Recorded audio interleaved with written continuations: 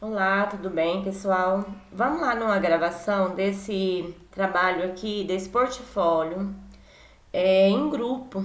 Teve muitas pessoas que me falaram que teve muita dificuldade em elaborar, que não conseguiu, que tirou nota ruim, que talvez vai ter que fazer recuperação. Teve pessoa que falou pra mim que nem enviou porque não teve como fazer, porque às vezes a pessoa tá com dependência do semestre passado e aí quando ela vai fazer dependência, ela tem que fazer sozinho, né, esse trabalho em grupo. E aí teve muitas pessoas que reclamaram pra mim que tava com dúvida demais, com assim, sem saber mesmo, sem rumo, nem de como começar esse trabalho.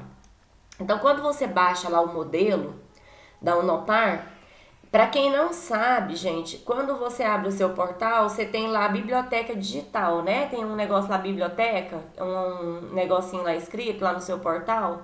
Aí, então, naquela biblioteca lá, quando você clica, lá tem livros, apostilas, eu acho que a Unopar fornece, leituras, e lá também tem os modelos, tem modelo de capa, modelo de trabalho, modelo de TCC, de monografia, de artigo, tem vários modelos, tá? Inclusive o modelo do trabalho em grupo e do trabalho individual, tá? Para quem tem dúvida. Com relação à capa, gente, a universidade, a Unopar, ela mudou, tá? Eu não sei, não vou esclarecer, não vou entrar em questão para aqui para esclarecer por que mudou, mas mudou isso aqui, ó, a capa, tá bom? Não é mais aquela capa lá que você colocava a logo da Unopar aqui do lado, aquela risquinha azul e escrevia Universidade do Norte do Paraná e tal. Não, não é isso mais. A capa que tá vindo tanto lá naquele espaço onde você posta o portfólio, quanto naquela outra parte, nessa parte aí onde tá a biblioteca e tudo, é assim. Pelo menos das pessoas que eu vi, que me mostraram, né, o portal delas é assim, tá? Então modificou. Tá, aí vem aqui, você coloca alunos, se for um aluno só, se você estiver fazendo dependência sozinho, eu coloco o nome do grupo. Aí vem produção textual interdisciplinar em grupo. Aí você tem que colocar um nome. Aqui eu coloquei um exemplo de Semana Cultural Virtual. Como a gente está vivendo ainda esse período de pandemia, tá tudo ainda meio que assim. Ou algumas escolas adotaram o sistema híbrido, ou muitas ainda permanecem, né, trabalhando online. Então, o que eu resolvi fazer? Tá, vamos lá nessa semana cultural virtual. Você vai colocar cidade, ano, tá? Aqui a contracapa também, presta atenção nessa questão aqui. Muitas pessoas esquecem isso aqui, ó. Coloca o seu semestre, tá? Você não, relatório apresentado à Universidade Pitágoras, Unopar, ou você coloca relatório ou coloca portfólio, tá? Aqui, aqui por exemplo, você pode colocar portfólio, ó.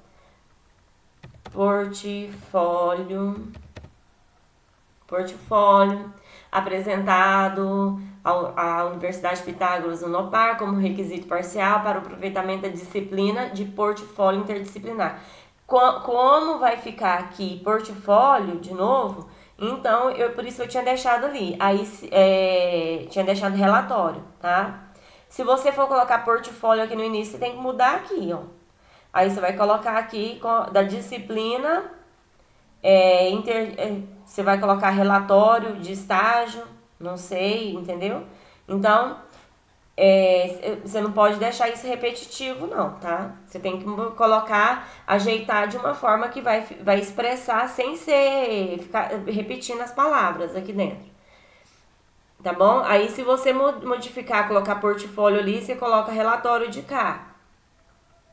E lembra de colocar o seu semestre. Primeiro semestre, segundo semestre, o sétimo, oitavo, tá? Aí cidade, ano de novo. Sumário, eu tô sempre falando assim, arruma, faz o seu trabalho e depois você preocupa com o sumário.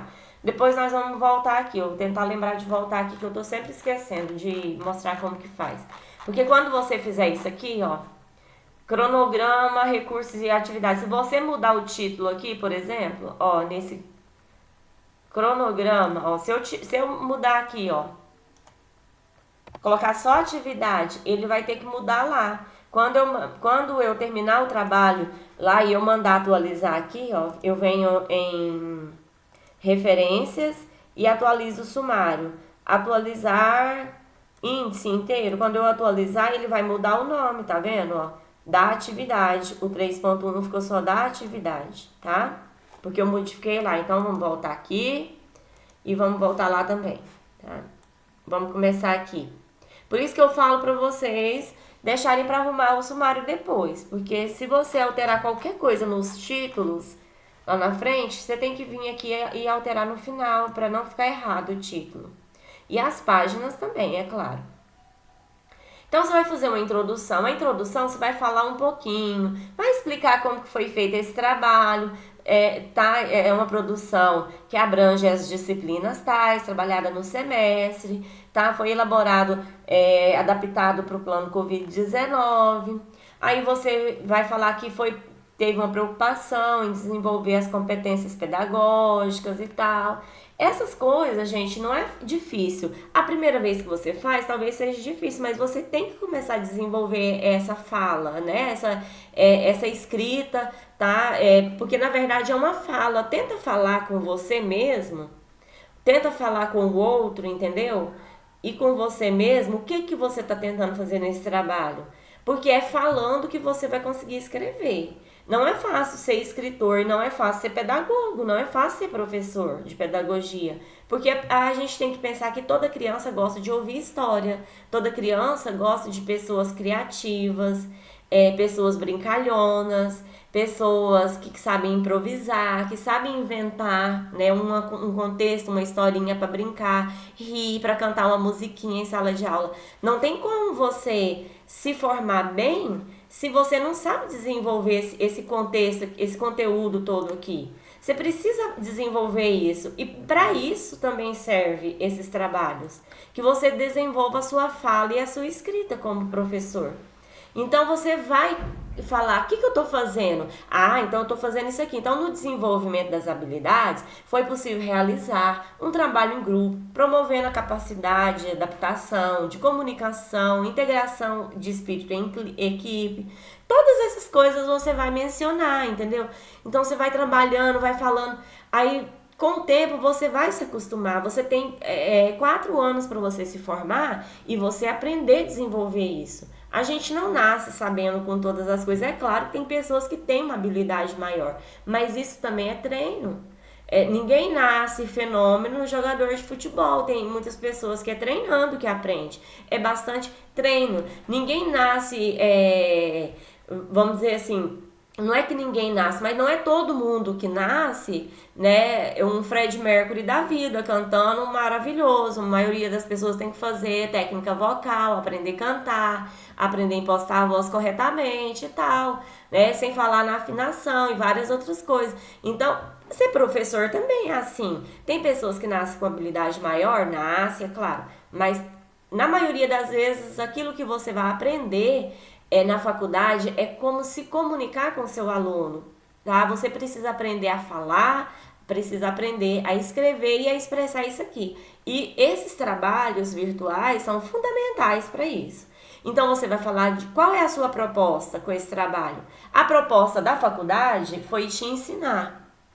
Entendeu? Quando ela estabelece o trabalho lá, ela também tem uma proposta, ela também tem um objetivo de que você desenvolva suas habilidades como professor, que você aprenda isso, a falar, a ler, a escrever, a se comunicar com o aluno em sala de aula. E agora você, quando você realiza esse trabalho, qual é a sua proposta como professor? Então, a proposta foi elaborar um trabalho com quaisquer séries de ensino fundamental, ou seja, você quer trabalhar você quis elaborar algo que seja possível para trabalhar com qualquer série, de 1º até o 5º ano do ensino fundamental 1, das séries iniciais, tá?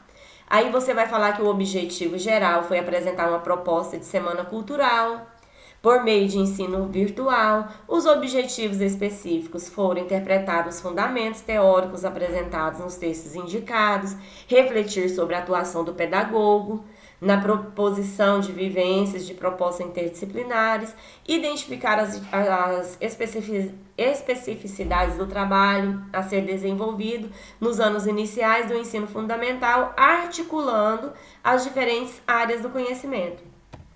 É difícil? Você vai falar assim, não, mas tem tanta palavra difícil aí. Gente, isso aqui são propostas que também estão na BNCC, que também estão em outros autores, entendeu? Só que você precisa ler, você precisa entender quais são as propostas da BNCC, quais são as propostas de outros autores também.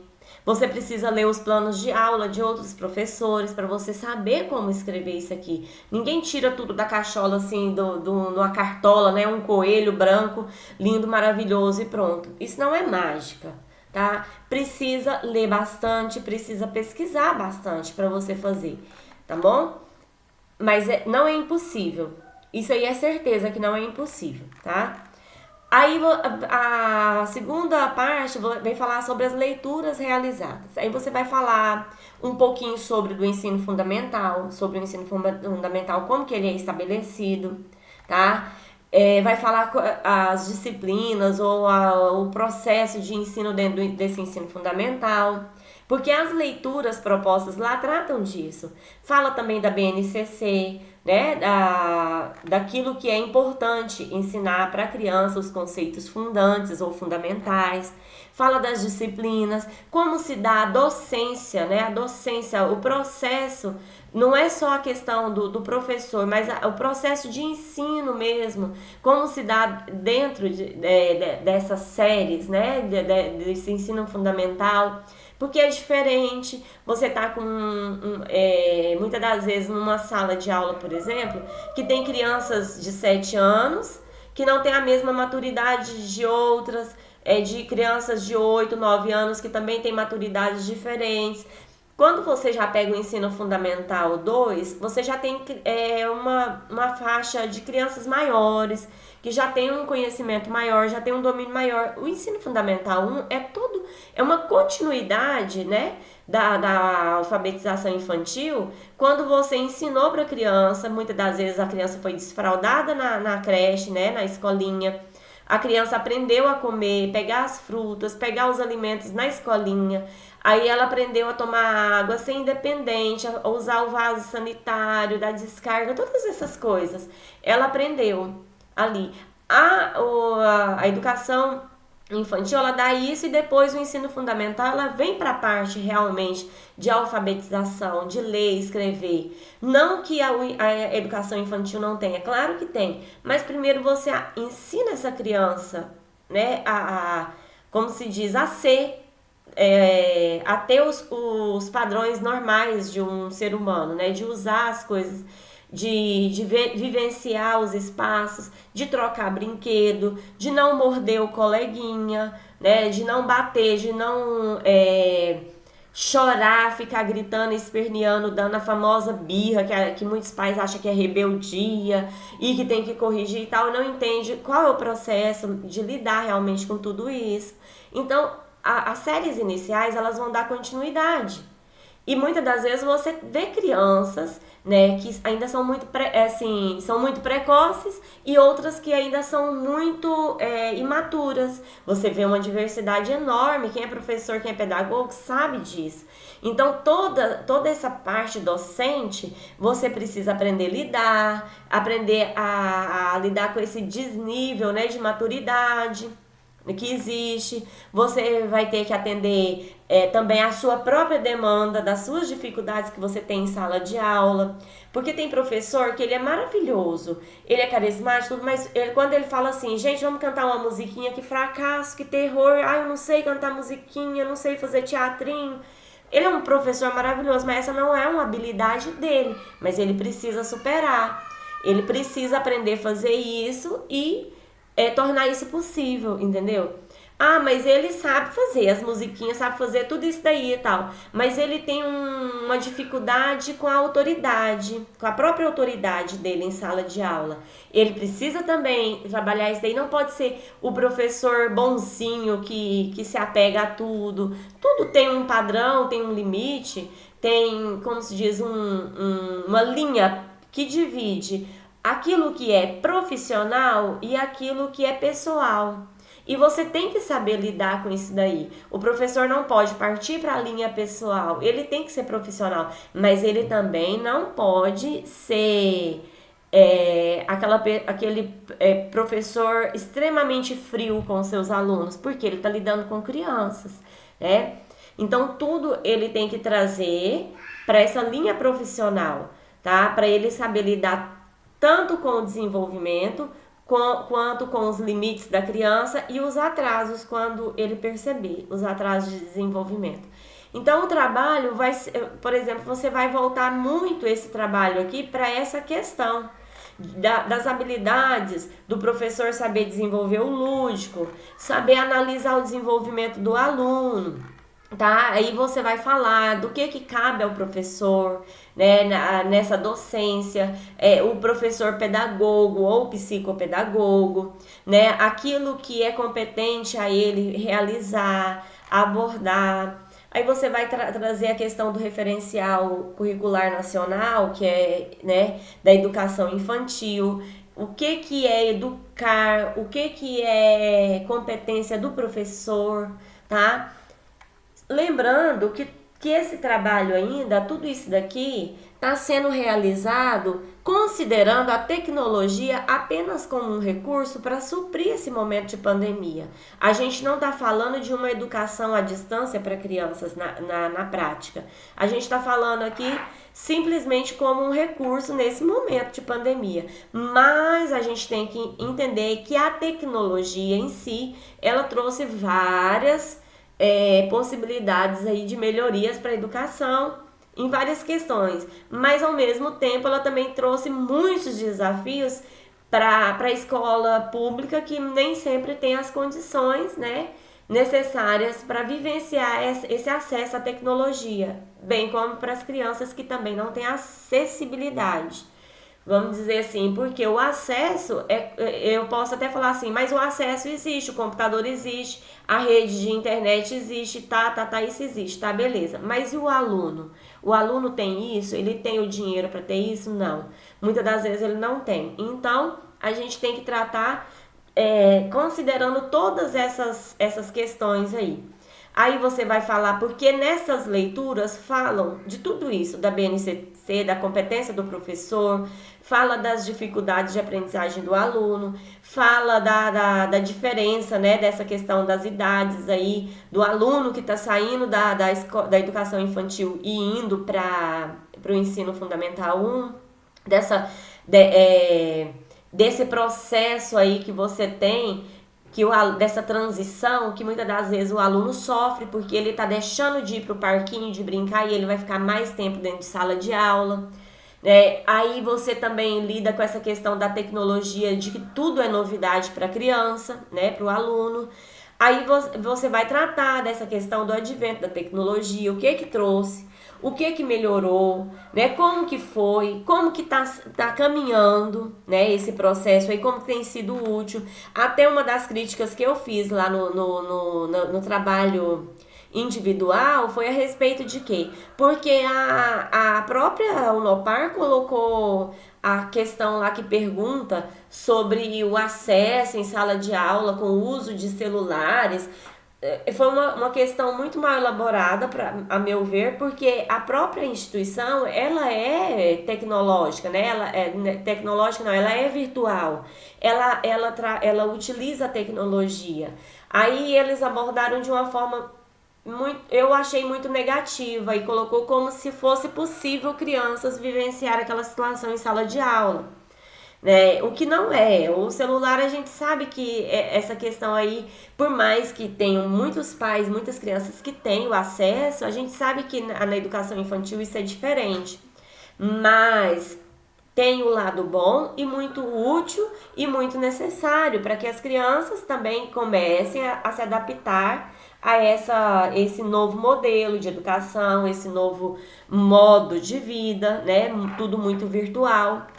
Só que não tira, é claro, a importância da brincadeira, do lúdico, da diversão, né? Da descontração, da dinâmica, nada vai substituir isso daí, porque só isso é que permite a verdadeira socialização com o outro, próximo.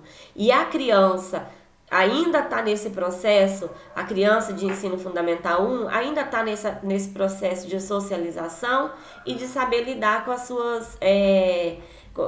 suas dificuldades, né, socioemocionais, que às vezes ela sofre desde casa, né, por vários fatores. Então, a gente vai tratar sobre a tecnologia, aí você vai abordar os autores, por exemplo, você vai falar para Japiaçu, a disciplinariedade, assim, assim, assim, assado, porque você vai ler lá o que ele está falando e você vai transpor para cá.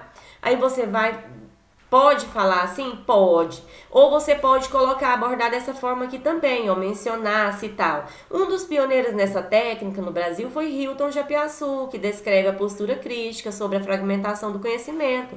Para Japiaçu, a interdisciplinaridade se caracteriza pela intensidade das trocas entre as especialidades e pelo grau de integração real das disciplinas, Então, são formas diferentes de você citar o autor e a ideia dele. Eu não vou ficar lendo muito aqui, porque eu coloquei várias coisas, mas não quer dizer que tá numa ordem certinha esse trabalho aqui, tá? Foi mais para dar um exemplo para vocês. Aí no 3, eu citei o exemplo que eu falei para vocês, trabalhar o quê? Uma semana cultural virtual. Qual foi a minha ideia? Foi propor uma semana, um projeto de semana cultural. Aqui você vai relatar um pouquinho do que seria esse projeto, como que ele vai se dar, tá? Vai ser um projeto em que as crianças vão ser desafiadas a sentar com seus pais e avós para falar sobre a cidade onde elas moram. Como que essa cidade começou? Qual foi a primeira escola? Qual foi o primeiro hospital? Qual foi a primeira avenida, a primeira rua? Qual foi a primeira casa de show, a danceteria? A primeira farmácia, o mercado, aonde o vovô e a vovó compravam?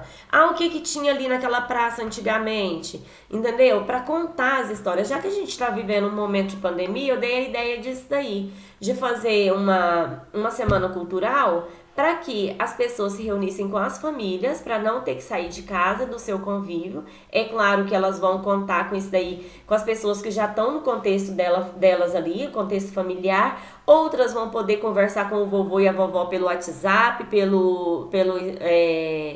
pelos vídeos, né? E por áudio, por vídeo e tal, conversar e contar isso daí.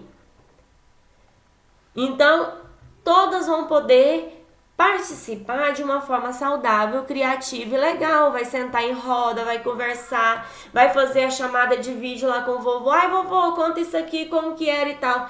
Aí vai poder conhecer o papai, falar assim, sabe a dona fulana de tal? A dona Ana não sei o que lá, tal. Então foi a primeira professora, foi minha professora lá na escola e tal. Então vamos ligar pra professora, tal, o papai vai tentar falar com ela e tal. É um processo legal que pode ser feito para que você possa conhecer um pouco da vida dos seus pais, dos seus avós, né, das pessoas que começaram aquela cidade ali onde mora. Então aqui em uma folha aqui você vai dar uma ideia de como vai ser esse trabalho, tá? Depois você vai dar aqui dentro de uma planilha o cronograma como seria feito. Vai ter, na segunda-feira a gente vai conversar com a família, na terça-feira, na segunda a gente vai fazer 2 atividades aqui, depois na terça-feira nós vamos selecionar fotos, gravuras, né, de jornais e tal, vamos pesquisar na internet. Na terceira a gente vai enviar essa atividade para o professor. Aí na quarta-feira, aí o professor vai montar um vídeo lá e vai enviar para todos os alunos, todas as pessoas pela plataforma, entendeu? É uma ideia que aí os alunos vão ajudar o professor a construir essa semana cultural. Como a gente está vivendo esse processo de pandemia, não dava para ser uma semana cultural, né, física, você montar isso na escola, na sala de aula, mas é possível fazer assim. Tá? De forma virtual. Aí na sexta-feira pode ser apresentado no site, não sei, no blog, se a escola tiver, pode ser postado no site da prefeitura, pode ser postado no Facebook da escola, pode ser enviado para todas as turmas da escola, para todo mundo ver aquele trabalho legal que o professor fez com aquela turminha, tá? E, claro, com a ajuda dos pais e familiares, né, ou responsáveis. Aí você vai citar aqui os recursos que foram utilizados nessa atividade. Depois você vai falar aqui os conteúdos que foi feito nesse percurso dessa atividade. Você vai relatar mais ou menos como que foi feito. O primeiro dia foi feito assim, assim, assim. De tal hora até tal hora a gente fez isso. Os pais participaram, isso e isso. Tal dia a gente fez lá o processo de recorte de figuras, de seleção de fotos. A gente selecionou também alguns vídeos antigos de famílias, de pessoas participando de gincana na cidade, de aniversário, desfile de 7 de setembro, aniversário da cidade, essas coisas. Você vai relatar o que foi feito, tá? Daí vem aqui a metodologia. A metodologia usada na atividade é de pesquisação, que ela é geralmente a pesquisação, ela envolve, né, todo esse conhecimento histórico de um local para proporcionar maior conhecimento aos alunos. É um conhecimento histórico e não só histórico, mas também vamos dizer assim, de famílias, de pessoas, entendeu? De cultura mesmo. É um conhecimento maior que você vai proporcionar para os alunos. A avaliação, ela vai ser, os alunos vão ser avaliados na participação, na apresentação, no empenho, na dedicação, no envolvimento, no respeito com os outros, entendeu? Naquela coisa assim de respeitar o momento do outro, falar a historinha que o pai lá do fulano contou. Uma coisa que é importante nesse momento, salientar a todos de nada de contar coisas que vai desagradar uma família ou outra, é claro, que nada que vai faltar com respeito com outras pessoas ou que vai constranger alguém, algum caso assim que seja ruim, né, que gera constrangimento, é claro que tem que alertar sobre isso para não haver problema, tá? Entre as pessoas, principalmente em cidades pequenas. Precisa disso daí e tal, o professor tem que saber lidar com essas coisas, com atividades assim, principalmente virtual, né, que fica gravado, que corre risco de alguém fazer um vídeo, jogar na internet e que vai querer um brigar com o outro. É claro que tem que tomar todo cuidado, gente, mas não tem como deixar de fazer só porque pode ter riscos. Riscos tem em tudo. Se você for deixar de ensinar, deixar de fazer, vivenciar isso dali com os alunos por causa do risco de alguém não gostar, não vai fazer nada nunca. Então eu sempre falo assim, vamos tentar. Tentar porque tem coisas que a gente não pode dar muita ênfase para aquilo ali, tá? Fazendo com profissionalismo e com cuidado dá certo. Aí você vem e monta aqui, ó, eu montei desse jeito. Se não quiser montar, não precisa, assim, tá? Pode montar também em slide no PowerPoint, se você preferir. Mas eu montei aqui só para ter uma ideia, ó, a gente faz de conta que isso aqui era a Semana Cultural, né? Aí, é claro que não é só esse pouquinho de fotinho aqui, de relatos, não, pode ter muitos mais outros, tá? A gente vai colocar a primeira turma com o professor, com a professora, fulana de tal e tal. Aí aqui eu peguei uma foto, tá? Eu peguei fotos aqui aleatórias também na internet, nem sei de onde é, tá? Espero que o vídeo não seja bloqueado por causa dessas imagens aí, tá? Porque eu peguei só para demonstrar. Isso aqui é da escola em Ângelo Volpato, em 1976, nem sei se é esse ano. Aí um loteamento numa cidade que nem sei qual que é também. Uma igreja também, primeira missa realizada pelo padre não sei o que lá das quantas. Aí aqui os serviços de telefonia chegaram na cidade no ano de tal. A família Normando deixa o Rio Grande do Sul e vem em 1975 para trabalhar no ramo da hotelaria. Vem um outro aqui, o outro aqui é um patrimônio histórico da cidade, a casa do Tatuapé e tal. Você coloca aí da sua cidade um patrimônio histórico, um momento importante também, tá? Então aqui eu montei só um exemplo, uma página aqui só de exemplo. Mas você pode montar pelo PowerPoint também, vários slides, tá?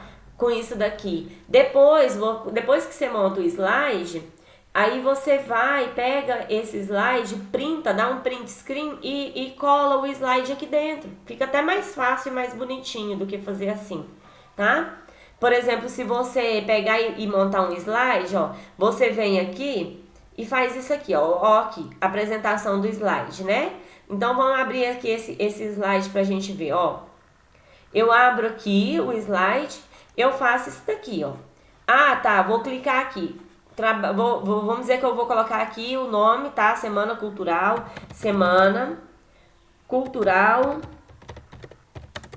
Virtual. Tá, virtual. Aí aqui eu vou colocar aqui, professora. Tá, vamos colocar aqui, professora Ana, tal. Aí vamos colocar ali, professora tal. A escola, precisa colocar? Ah, vamos colocar a escola, tal. A turma de segundo ano do ensino fundamental. Tá, aí você vem aqui, você vai adicionar outro slide, aí você vem, né, claro, e pega essa fotinha aqui, por exemplo, tá? Vamos pegar essa daqui. Você vai colar ela lá, vamos colocar lá, o que foi isso daqui e tal, cola aqui dentro. Colou, ah, essa daqui foi a primeira missa. Ou primeira igreja. Primeira missa não, né? Primeira igreja matriz. Você tá contando a história da cidade, tá? Você vem aqui, você pode colocar o design do seu slide, tá? Para ficar mais bonitinho, é claro. Você pode colocar o design, tá? Vamos escolher um design aqui legal, tá vendo? Você fez esse daqui, vamos ver a capa como é que ficou. Ficou legal? Ficou, né? Não gostei muito desse negócio aqui laranjado, não. Se você não gostar também, você vem aqui e muda, ó. Vamos só ver aqui. Não, você vem aqui e muda. Vamos colocar uma cor mais interessante. Vamos colocar um cinza. Não, quanto mais claro vai ficar melhor, tá vendo? Você coloca aqui uma cor assim, ó, pra destacar. Ou você deixa a cor que tava, Ctrl Z, e faz isso aqui também, ó. Você vem aqui e preenche esse quadro, ó. Você diminui ele aqui, né? Esse espaço, você preenche ele com outra cor, ó.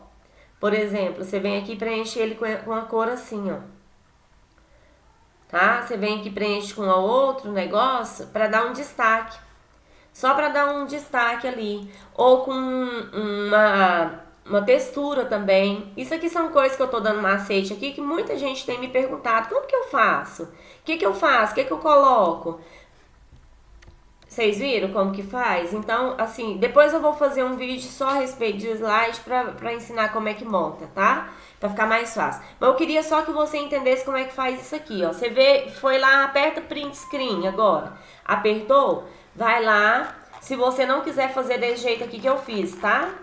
Você vem aqui, ó, tá? Vamos dizer que, tá? Você vai fazer ali, ó. Você vai dar um print screen, cola aqui, ó. Ctrl V. Você deu Ctrl V? Clica 2 vezes em cima da figura, recorta, ajeita ela aqui bonitinha, ó. Tá? E aumenta, do tamanho que você quiser agora. Pronto, a sua apresentação tá aqui dentro, gente. É a mesma coisa que você tá apresentando no vídeo, tá? Aí você vai lá no outro slide. Também faz isso aqui, ó. Print screen. Print screen tá escrito PRT espaço SC, tá? Você vem aqui, cola de novo, ó. Você vem aqui, clica 2 vezes em cima, você viu o que eu fiz? Ó, cliquei 2 vezes em cima. Recorta de novo. E ajeita aqui o tamanho, ó. Recortei, ajeitei o tamanho para ficar bonitinho. Aperta de novo em cortar, tá? Depois que você seleciona em volta aqui o tamanho que você quer, você aperta de novo em cortar. Aí agora você aumenta a figura, coloca o tamanho da figura que você quiser. Se ela estiver aqui no meio desse jeito, você confere aqui, ó. Tiver lá em cima, tiver afastado com afastamento, você faz um recuo pra cá de novo que ela volta e fica certinho no lugar. Se você quiser que fica tudo centralizado, você vai lá, ó, página inicial e coloca centralizar. Vai ficar tudo no meio, tá? Toda a sua apresentação. Isso aqui é a mesma coisa de você fazer uma apresentação. Com isso, você faz com todas essas figuras, tá? Igual eu fiz aqui, é mais complicado. Cadê, pelo amor de Deus? Meu trabalho, que eu tava explicando. Aqui. Fica mais complicado fazer assim. Ah, mas eu queria explicar dentro desse negócio. Você pode explicar. Antes de você colar, é claro, né? Que eu fiz apressadamente. Antes de você colar, você pode fazer isso, ó. Você pode vir aqui, colocar a figura menor e colocar o que tá escrito ali, ó. Ó, o que tá escrito, você vem e coloca aqui do lado um textinho explicando o que que é. Viu? Que não é difícil? Assim, é claro que tem pessoa que vai falar, nossa, mas isso é difícil demais. Gente, mas muitas das vezes os filhos de vocês aí, os sobrinhos, sabe lidar tranquilo. Pra quem é mais velho, muitas das vezes tem dificuldade de lidar com isso aqui, porque não viveu isso aqui. Quem vive já desde a infância, da adolescência, essas coisas, já consegue lidar melhor, tá? Com esse negócio aqui. Viu que é só fazer isso daqui, colou o texto aqui dentro, tá pronto. Daí o que vai acontecer? Você cola do mesmo jeito, você dá o mesmo print screen, vai lá e cola dentro do seu trabalho, tá? Então, entenderam como que faz isso daqui? Tá? Depois eu volto ali. Aí você vem aqui para as considerações finais. É só isso aqui o trabalho, tá? Vem para as considerações finais. Fala nas considerações finais o que você achou da proposta, se o trabalho é interessante, o que você achou no caso de realizar isso daí, né, essa semana cultural, como que foi desenvolvido, se você viu que é algo possível de fazer na escola com as crianças, tá? Então você vai falar da sua experiência, depois você vai falar como que se deu, né? Que correu tudo bem, que a proposta ela vai ser realizada, ou se você tiver até feito com uma turminha aí de escola, você pode relatar que foi aplicado na turma tal, na escola tal, e que foi muito bem sucedido, assim, assim, assado e tal, você relata. Você vai falar as suas percepções sobre os temas abordados de interdisciplinaridade da BNCC, né? Os temas transversais da BNCC. Você vai falar da importância de trabalhar isso daí, na cidade que se deu, na escola que se deu, como que foi a recepção do trabalho, se foi colocado em prática, como foi a recepção dos alunos, dos pais, da escola. Falou resumidamente em uma folha, uma página, acabou. Vem aqui, coloca as referências. Referência de tudo, gente. Usou a figura, vem aqui, coloca a referência. Usou o livro, vem aqui, coloca a referência. Citou um autor que está citado num trabalho de alguém, cita o trabalho da pessoa e coloca Apud fulano de tal, tá? Por quê? Essas questões aí de citação também vou ter que fazer um vídeo esclarecendo, porque é o certo. Por exemplo, vamos dizer que esse Rego aqui citou o Vygotsky. Eu teria que colocar aqui, ó, Rego, Tereza Cristina e tal, Vygotsky, tá. Beleza, de 1985, tá? Se ela tiver citado esse Vygotsky lá dentro do trabalho, se eu tiver citado, eu vou colocar lá, conforme Vygotsky. Eu vou colocar ali, por exemplo, se no texto tiver aqui, deixa eu voltar aqui um pouquinho, só para me esclarecer essa questão, que às vezes as pessoas me perguntam, já que eu tô lembrando aqui. Eu vou abordar ali, eu vou colocar, por exemplo, assim, ó, tá? Conforme Vygotsky, tá? Conforme Vygotsky, Apud, Rego, 1985, acho que é isso, né? Aí eu vou colocar a página, por exemplo, eu tenho que colocar. Eu vou colocar lá a página, vamos dizer que foi na página 17, não sei, tá? Conforme Vygotsky, Apud, esse Apud aqui, geralmente, ele é em itálico, porque você tá falando que o Vygotsky fala sobre isso, mas quem você pegou a referência não foi do Vygotsky, porque você não tem o livro do Vygotsky. Mas você tem o trabalho dessa pessoa aqui, Rego. Essa pessoa tem um trabalho que está na internet. E esse trabalho ela escreveu em 1985. E essa fala que ela aborda essa opinião do Vygotsky está na página 17. Aí você coloca, conforme o Vygotsky fala, a educação, papapá, papapá, papapá, papapá, tá? Só para esclarecer sobre isso aqui. Eu fiz esse vídeo tentando fazer o mais rápido possível para esclarecer algumas coisas que me mandaram perguntando sobre o trabalho em grupo, tá? Então, terminou aqui, fez as referências. Vamos lá agora eu vou deixar esses negócios aqui, ó, vou deixar esses negócios aqui tudo que saltou as páginas, né? Que saltou as páginas aqui, eu vou deixar antes de eu encerrar aqui, ó, só para mim arrumar aqui o sumário, para vocês verem a diferença que vai dar agora, ó. Tá vendo aqui, ó, 6, 7, 10, 11, 12, 13, 14, 15 as páginas, tá? Vamos agora mandar aqui, ó, fazer o quê? Layout, tá? Referências, fazer o quê? Atualizar sumário. Vamos atualizar o índice inteiro? Ou só as páginas? Vamos atualizar inteiro para ver se mudou tudo?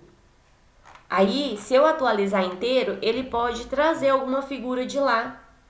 Acontece muito isso daqui. O que eu faço? Pelo amor de Deus, regaçou com meu sumário tudo, bagunçou o trem tudo. Não, faz isso aqui, ó.